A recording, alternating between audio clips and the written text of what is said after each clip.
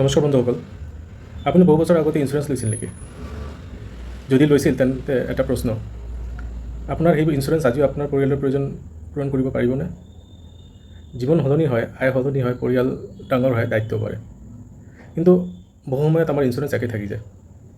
আজি মই আপোনালোকক 7টা লক্ষণ ক'ম যিবোৰে দেখিলে বুজিব পাৰিব যে আপোনাৰ ইঞ্চুৰেঞ্চ ৰিভিউ কৰাৰ সময় আহিছে। প্ৰথম লক্ষণ, আপোনাৰ আয় যথেষ্ট বৃদ্ধি পাইছে। যদি কেইবছৰৰ আগতে যিমান উপাৰ্জন কৰিছিল তেতিয়া তাতকৈ যথেষ্ট বেছি উপাৰ্জন কৰে, তেন্তে আপোনাৰ ইঞ্চুৰেঞ্চৰ কভাৰ আগৰ দৰে থাকিলে যথেষ্ট নহ'ব পাৰে। আয় বাঢ়িলে সাধাৰণ পৰিয়ালৰ জীৱন যাপনৰ আৰু দায়িত্বও বাঢ়ে, সেয়ে কভাৰটো ৰিভিউ কৰা উচিত। 2 নম্বৰ, আপোনাৰ বিয়া হৈছে বা সন্তান জন্ম হৈছে। আপুনি তেতিয়া ছিংগল আছিল যেতিয়া আপোনাৰ দায়িত্ব এটা ধৰণৰ আছিল, কিন্তু বিয়াৰ পিছত জীৱনসংগী, সন্তান, পৰিয়ালৰ নতুন দায়িত্ব আহে।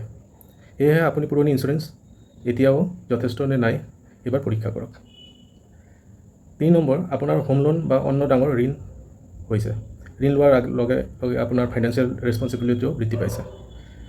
ধৰি লওক এই কেইবছৰ আগতে আপোনাৰ কোনো এটা ডাঙৰ ঋণ নাছিল, এতিয়া হোম লোন আছে, তেন্তে এটা প্ৰশ্ন, মোৰ অনুপস্থিত এই ঋণ আৰু পৰিয়ালৰ খৰচ কেনেকৈ চলিব? কাৰণ ইঞ্চুৰেঞ্চ এইকাৰণে এটা ৰিভিউৰ প্ৰয়োজন।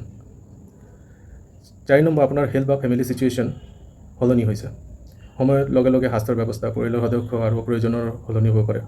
সেয়েহে আপোনাৰ হেল্থ ইঞ্চুৰেঞ্চৰো কভাৰ, ৱেইটিং পিৰিয়ড, এক্সিকিউশ্যনছ, ফেমিলি মেম্বাৰ্ছ এইবোৰৰ ৰিভিউ কৰক। 5 নম্বৰ, আপোনাৰ নমিনি ডিটেইলছ পুৰণি, এইটো অতি গুৰুত্বপূৰ্ণ। বিয়াৰ পিছত, সন্তান জন্মৰ পিছত বা পৰিয়ালৰ পৰিস্থিতি সলনি হোৱাৰ পিছত নমিনি ডিটেইলছ আপডেট কৰা উচিত। নাম, জন্ম তাৰিখ, ৰিলেশ্যনশ্বিপ আদি তথ্য সলনি হৈছে কি নাই সেইবিলাক পৰীক্ষা কৰক। 6 নম্বৰ, আপুনি নিজৰ পলিচিৰ টাৰ্মছ ভালদৰে নাজানে।